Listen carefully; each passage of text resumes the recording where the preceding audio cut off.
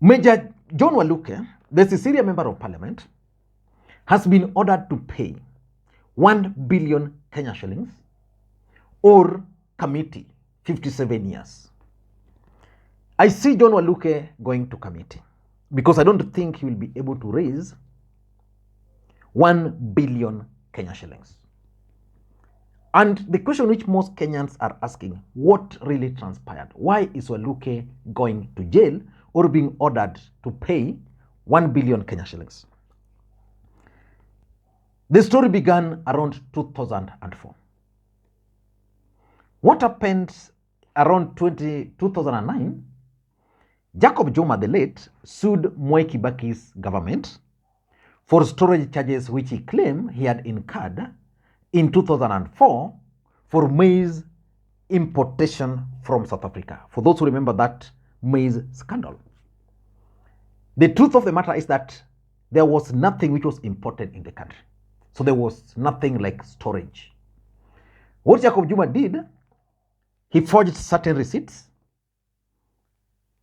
of some South African cargo handling company, and he claimed that he incurred storage charges. His company, for those who remember Jacob Juma, he had a company which was called Erad. That company had 3 directors. One of them was Jacob Juma himself. Then there was Grace Wakhungu, and then there was John Walukhe. And for those who remember, in between 2007 and 2012, 2002, we had NAC regime. This particular maize scandal took place in 2004. During that time, the person who was the vice president of the Republic of Kenya was Mudi Awori. So Grace Wakhungu happens to be Mudi Awori's sister. And because of that, and because of Jacob Juma's aggressiveness, they were able to get certain tender to supply maize to the National Cereals and Produce Board. But that did not happen. So he ended up suing the government. And Kibaki actually refused to pay. So the matter kept on dragging in court. You know, the way Jacob Juma used to drag his cases in court. And when Kibaki's government was almost coming to an end, some judge awarded him some 200 million. You know, he did nothing, but some judge somehow awarded him some 200 million. So Jacob Juma had then sued again for damages running into close to billion. Okay?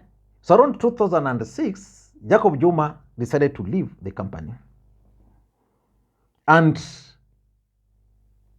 which means the company remained in the hands of 2 people, Major Walukhe and Grace Wakhungu. So when Jubilee government came into power, Jacob Juma, despite the fact that he was out of the company, he still continued pursuing certain payments. So Jubilee government, you know, when it came into power, they were thieving, they were stealing. So at some point, they were able to award Jacob Juma